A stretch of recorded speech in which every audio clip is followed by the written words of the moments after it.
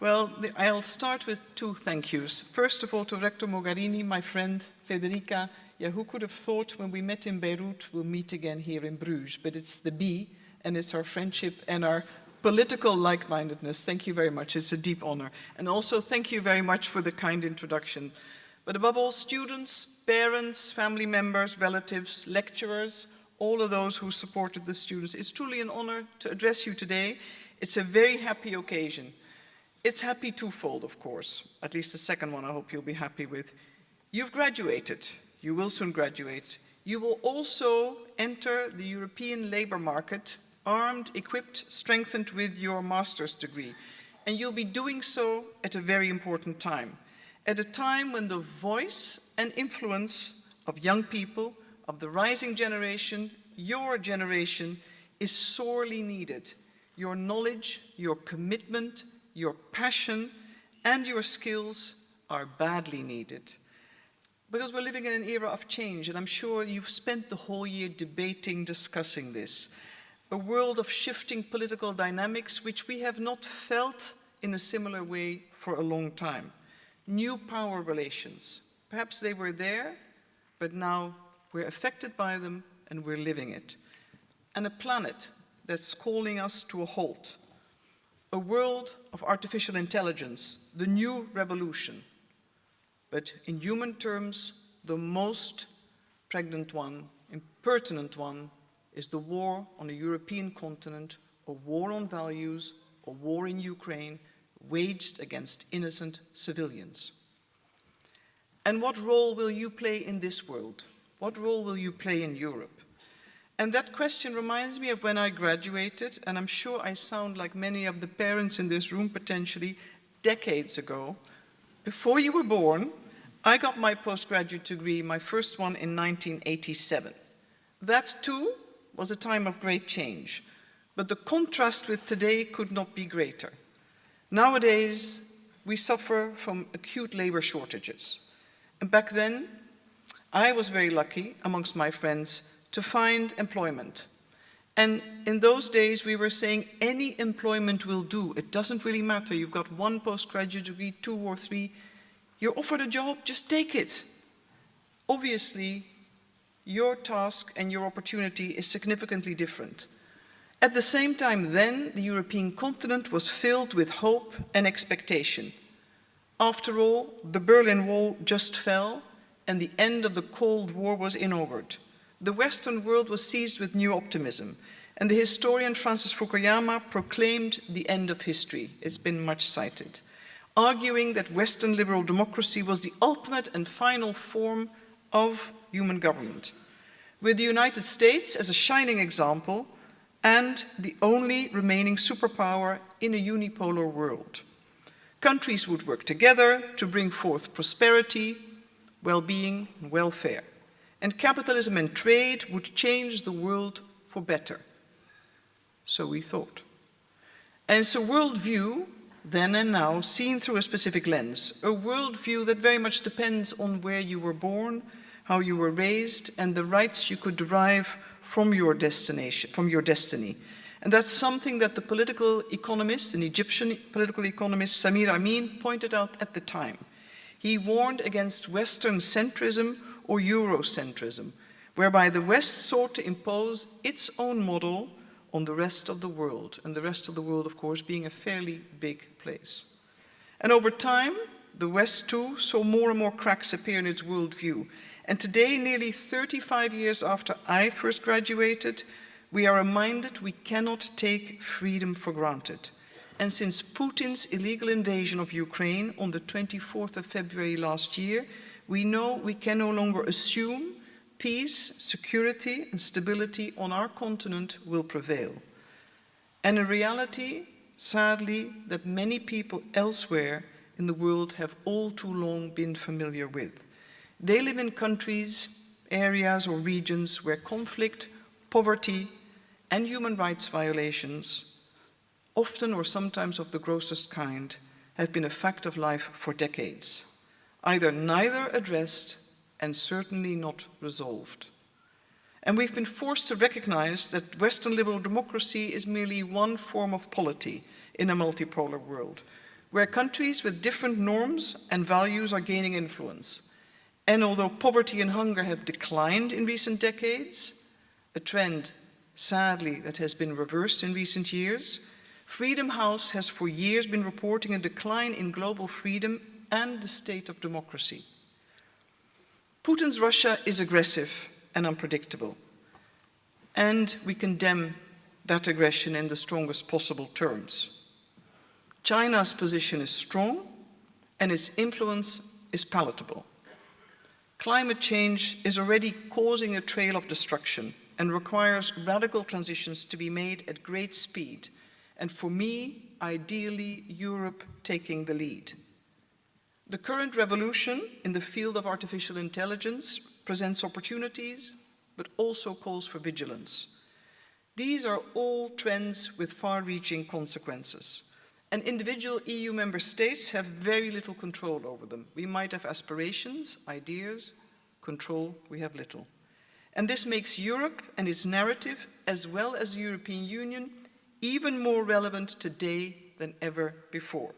And it makes your choice of a career path dedicated to Europe in all its facets more relevant and important than ever before. And the events of recent years, current and impending crisis we face, contain hard lessons, and it forces us to take a good look at ourselves. European unity was born out of the vision that the most fiercely sovereign European nations could actually let go of their quest for domination, for power, that they could pool their resources and power in order to survive, and finally to ensure that future generations would never again be robbed of their future and their prospects. It's a breathtaking vision, and at times seemingly appeared naive, idealistic, or impossible. And yet here we are. The European Union is in many ways a miracle of human ingenuity, of conviction, of resourcefulness, of pragmatism, and often needed dogged persistence.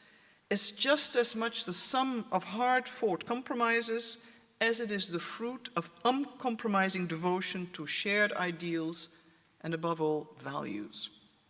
This college was founded to encourage those who attend, you, to feel yourselves truly in all its facets citizens of Europe, and not by discouraging normal patriotic sentiments, but rather developing side by side these sentiments with a broader conception of European patriotism.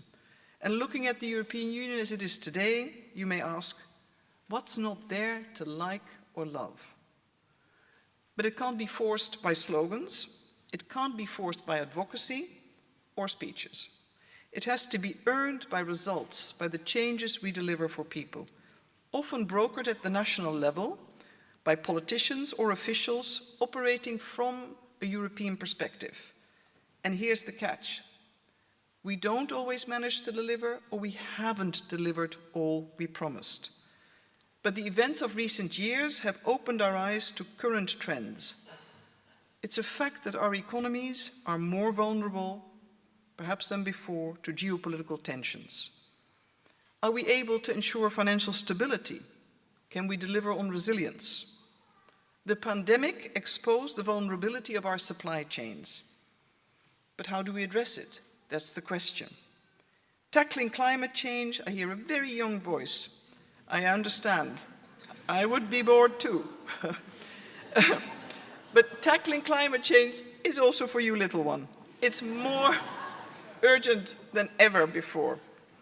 The latest report by the IPCC could not be more alarming. And there too, how do we speed up action on this front? It's not to convince ourselves of the data as what we do with the data. Do we act? Do we see it through?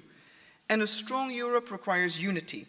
How can we play a meaningful role on the world stage? And I certainly do not need to ask this question of the former High Representative Federica Mogherini, your very rector. And she knows, like we all do, there are no simple answers to these questions. But we need to manage complexity. It's our task and it's our duty. And in recent years, we've seen how we can act if we want to, with speed and unity, when we want to and when we have to. And the EU, or Brussels, in inverted commas, comes in for a lot of criticism.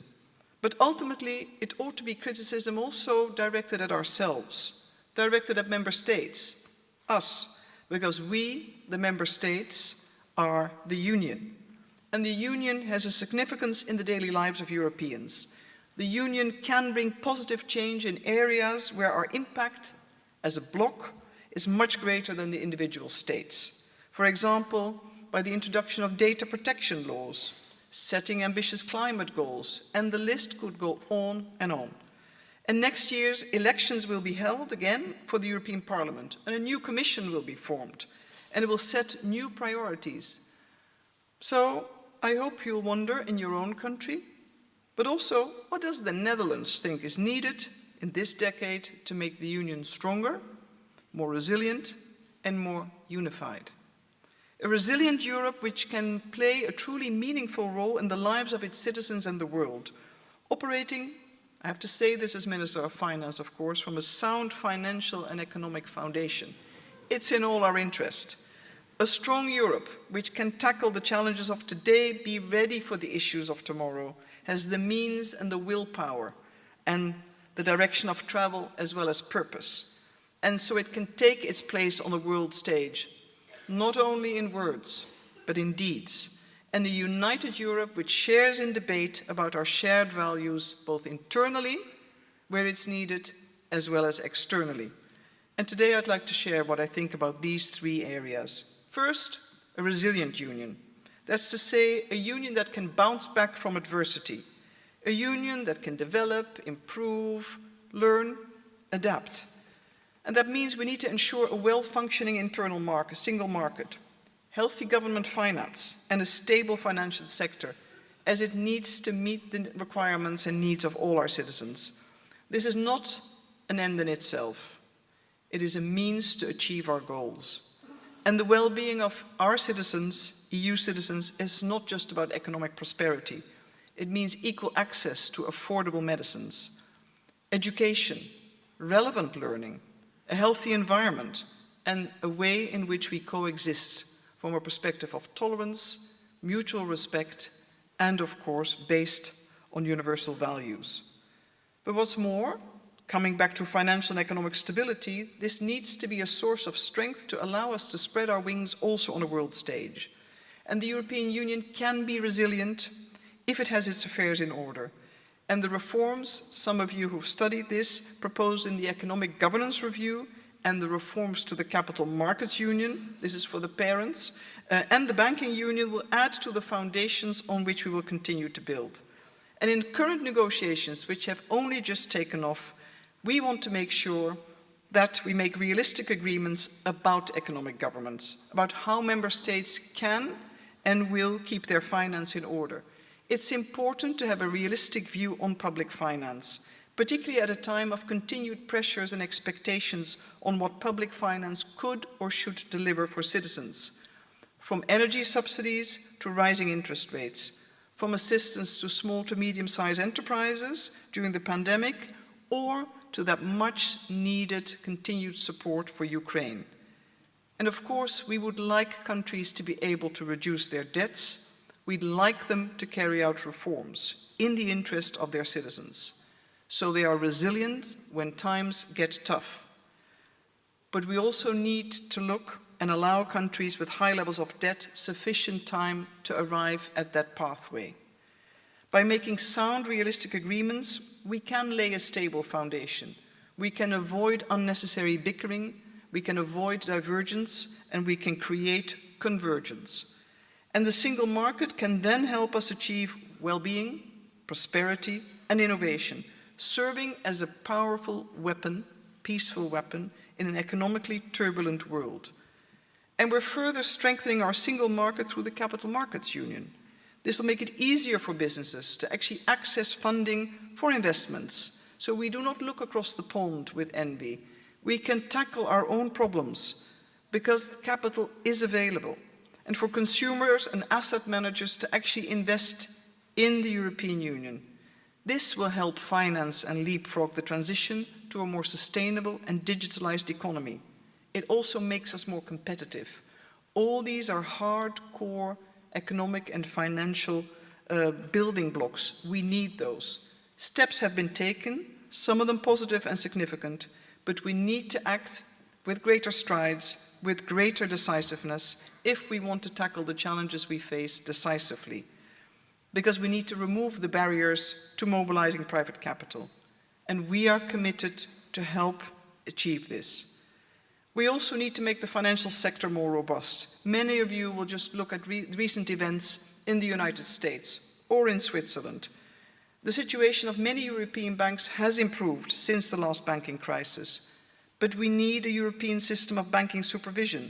We need to ensure that the resilience of our system, of our banks, works, because recent events have shown how fast and rapidly situations can change, and we can act decisively. We need to reduce risks, and therefore we need to complete the banking union. But all this depends on political will. Are we willing to go forward? Are we willing to build those agile and resilient economies? We've shown the ability to act in times of crisis. We've shown it since the start of the war in Ukraine. We have provided the Union in Corona times with unprecedented financial resources. And therefore, we need to continue to be sharp and mindful. And we believe that the midterm review of the multi-annual financial framework needs to focus on best and optimal use of existing resources, so we can boost the digital and green transition that is crucial. But it needs to be achieved. It won't surprise you, speaking for the Netherlands, that we really hold dear the existing parameters. But special consideration is truly justified when we talk about our political, military, humanitarian, and financial support for Ukraine. What's more, a new Commission will need to have the courage to debate the political choices that have to be made. That means not only deciding on how much money we'll spend, but which are the priorities, how we weigh them, how we balance them out, and also perhaps where we will phase out union money. Perhaps we need to focus, refocus, and sharpen our priorities. And that brings me to my second point, a strong union. A strong union is agile, strong in an unpredictable world. A strong union is innovative, ready to face the unknown and to face future challenges, thanks to the firm institutional foundations both within the European institutions and every member state. And our European economy is a valuable asset in times of fragmentation. When trade came to a standstill during the pandemic, it turned out, it was very clear, we were too dependent on certain countries for medicine, critical medicine supply or equipment. And the war in Ukraine highlighted once more this danger. When it comes to strategic goods such as arms, vaccines, and energy, we have to be able to stand on our own 2 feet. Recent events have made that clear, that we can and we must do it. This means we need to really build an open strategic autonomy. It also requires sacrifices, and we need to be honest. It doesn't mean we need to turn inward and turn away from the world, and nor should we be naive. We need to be aware that economic ties and exchanges may conceal other motives. We cannot view values and trade in isolation. And as I see it, this shouldn't be about de-globalization, but about re-globalization. World trade under certain conditions, against requirements. More strict, less naive, but also more attuned and aligned with people and planet. It's important, not just from a European perspective. We need to give other regions, other countries, people of this world, the chance to increase their prosperity, to truly benefit from inclusive and green trade. And where China is concerned, our approach remains the same: to be open where possible, to protect ourselves where necessary. The European Union views China, and I'm sure you've discussed this many times, as a systemic rival. That means we maintain our dialogue on security and fundamental issues of human rights, but we remain vigilant and we continue our engagement. China is also a competitor, and in recent decades it's secured an increasingly important economic position in global supply chains. This creates risks for European competitiveness, as well as reinforces further undesirable dependencies. And China is a partner. We need China, but China also needs us. We have to be able to build on reciprocal expertise, on each other's expertise, particularly when it comes to the climate and energy transition. This is a global responsibility. So let's approach China with self-assurance, and the same self-assurance we can derive from our position as one of the world's biggest export markets. But when talking of China, we often speak of the global south. And I'd like to make a particular plea to actually encourage all of you from your different future roles to actively engage with the global south, wherever you are. The rest of the world is a big chunk of the world. The global south is needed, and we need to dialogue, we need to invest, we need to truly understand in this new world how we can be a true partner to foster stability, generate investments, build true partnerships that are mutual, and extend solidarity. This was a very strong message at a recent summit for the new Global Financing Pact, an initiative by President Macron. Actually, the summit may still be going on at this moment, the closing hours. President Macron and Prime Minister Mia Mottley have teamed up because the Global South has been hardest hit by climate change for years. Whilst we may still be debating it, people are living it in many places. And we need to acknowledge the concerns of the Global South, and we need to deliver on solutions. It is within our means, it is within our power, and we can do more. We need to collectively support developing countries to be able to undergo the green transition, collectively find ways to adapt the multilateral system so it really fits to their needs, that we finance and we mobilize particularly the resources from the private sector. All these are actionable deliverables, because climate action is only possible if we put all our shoulders to the wheel. We are not on track to meet either the Sustainable Development Goals, neither the SDGs or the 1.5 degree Paris goal. And we will not catch up unless we act in concert. We need to speed up and intensify our efforts. This is also the clarion call, to my mind, for your generation. And I belong to the last generation that can be part of the right steps in the direction of solution and resolution. And anyone who claims that enough has been done or let's only focus on our domestic issues is not telling the true story. Only one planet, one humanity, shared responsibility, and it comes with accountability. So it's our duty to back up that ambition with effective action. The Global South will not be served, humanity will not be served by empty promises, let alone delays. So together we are working to create a future where clean energy, biodiversity, and sustainable consumption are the norm, so we can halt climate change. And the European Commission is fortunately taking also here an active role. And as a Minister of Finance, I engage, I meet with the financial sector, because this ought to be a core deliverable also of all Ministers of Finance.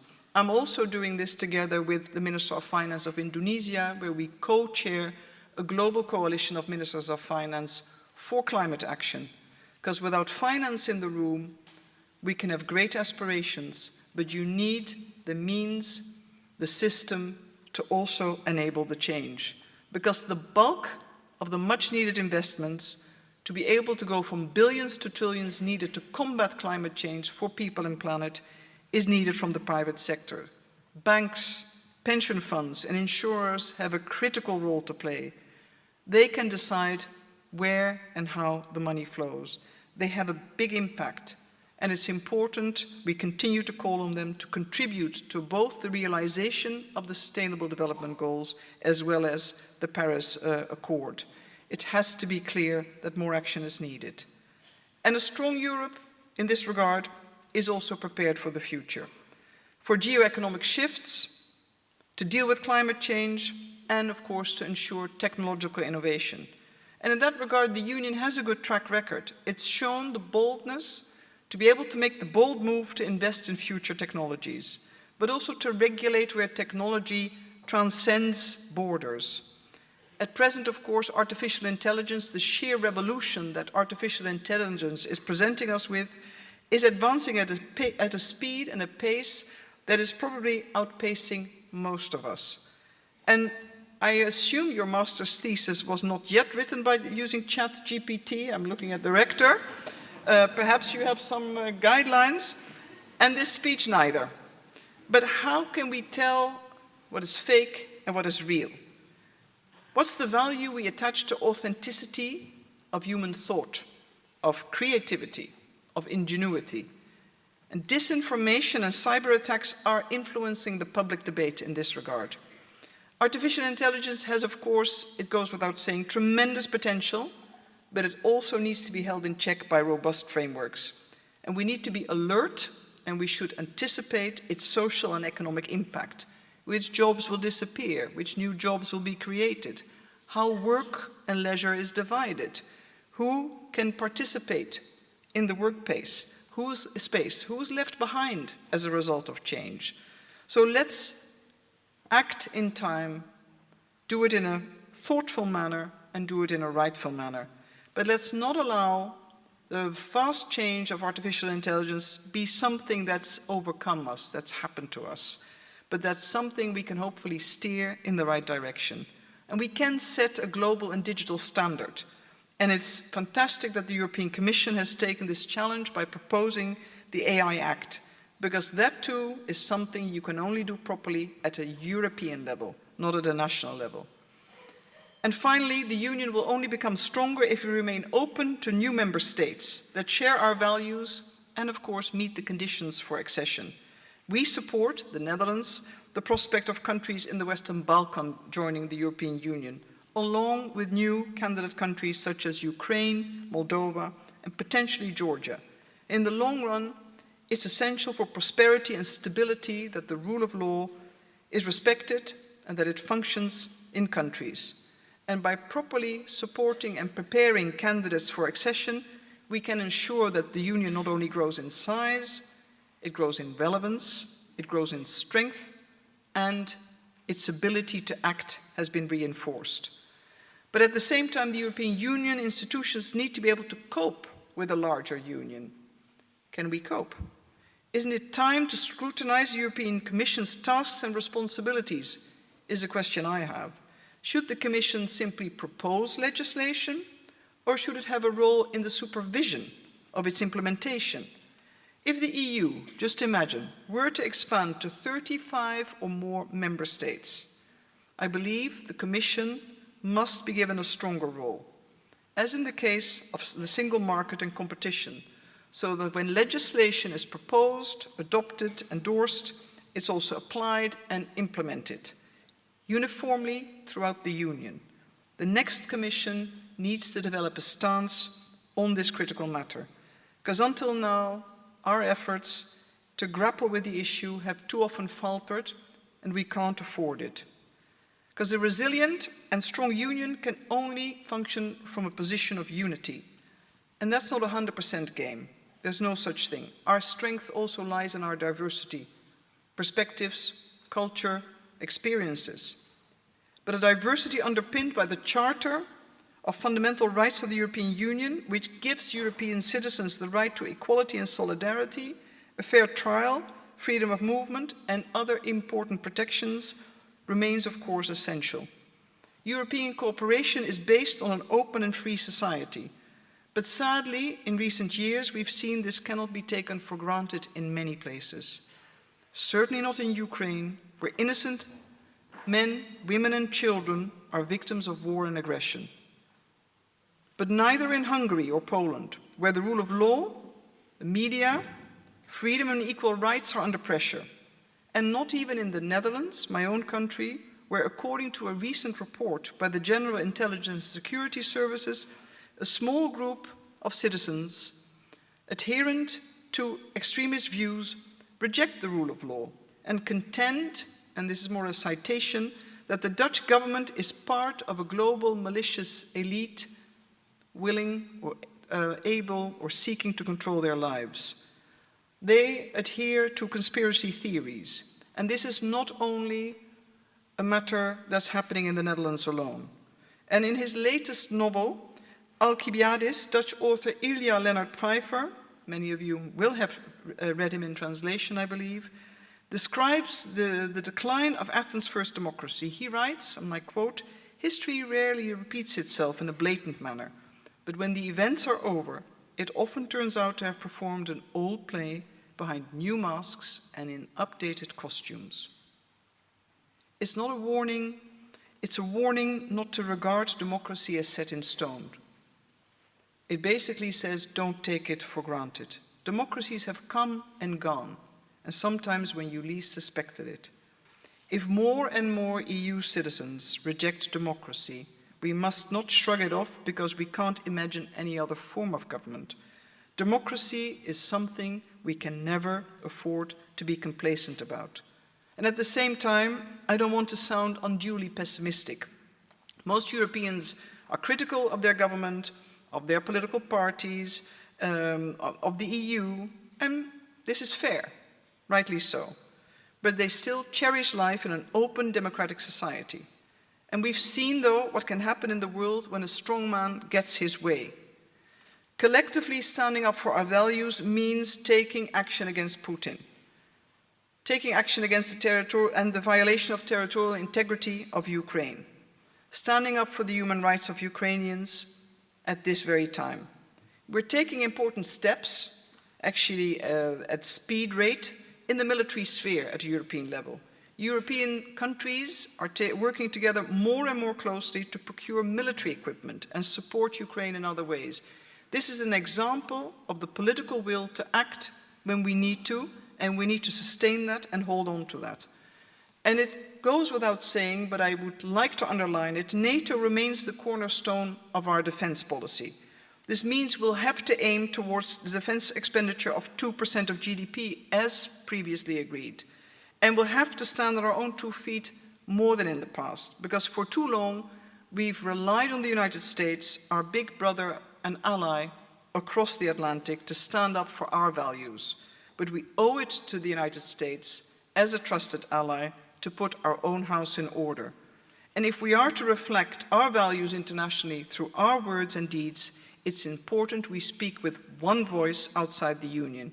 And it is high time we abolished individual member states' veto power on foreign policy.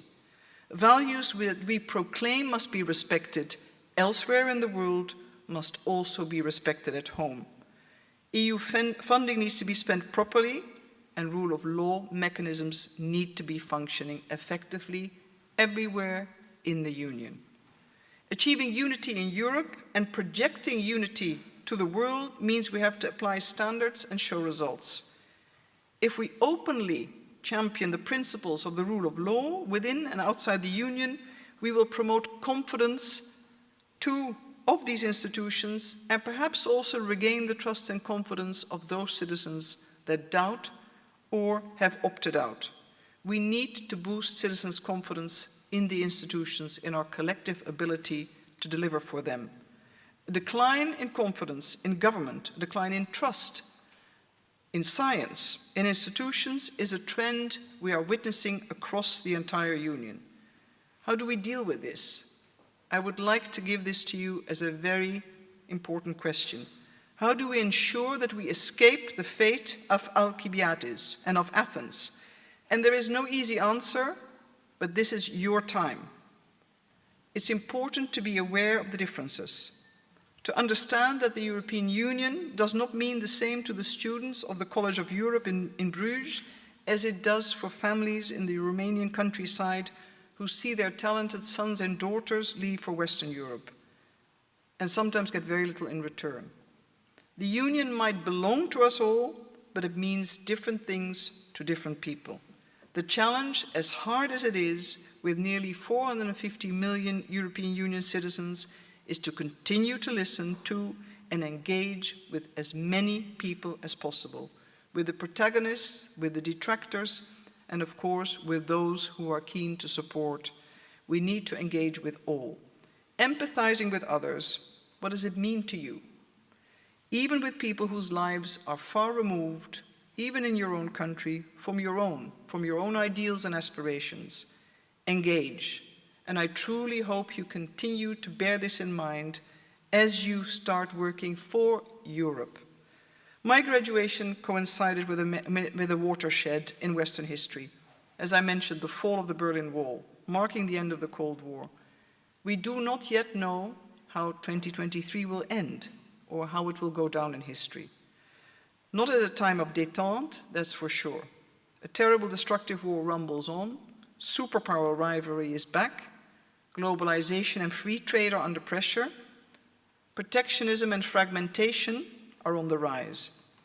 But after decades of open world trade, this is not the time to haul up the drawbridge. It's a time for optimism in the face of adversity, a time of optimism about the European Union, about our values, about the resilience of our economies, about our unity, because there's a lot at stake. A time for new generations, young people like yourselves, working actively for more democracy, for climate action, for equal rights of everyone. College of Europe students, it's up to you, and I hope you are ready to move the world forward. But above all, one free piece of advice: do the work you enjoy the most. It's not the career advice maybe your neighbors, your parents, or your college advisors have told you. You'll know deep within what suits you, what you derive pride from, satisfaction, what gives you energy and passion. I know from personal experience that the pathway you choose is not necessarily the one the other would advise you to do. But follow your instinct, trust your heart. You're super smart, you've got the paperwork, so I would say, go get them. You're heading for a very bright future. And esteemed guests, every academic year, the College of Europe elects a patron of promotion. And this year it was David Sassoli. We see him there, former president of the European Parliament, who died much too young. And Sassoli once remarked, Europe still has a lot to say if we and you will say it together. So the question is, what will you say? What's the story we want to tell? And what role do you find for yourself and create for yourself in this world, in Europe? The narrative is there. We need to keep telling it, act accordingly. A narrative of democracy against dictatorship, of freedom against oppression, of tolerance against intolerance, of sustainability against pollution. But it only works if we continue to extend an open, inquisitive mind, genuine curiosity, and ultimately, always respect. Congratulations.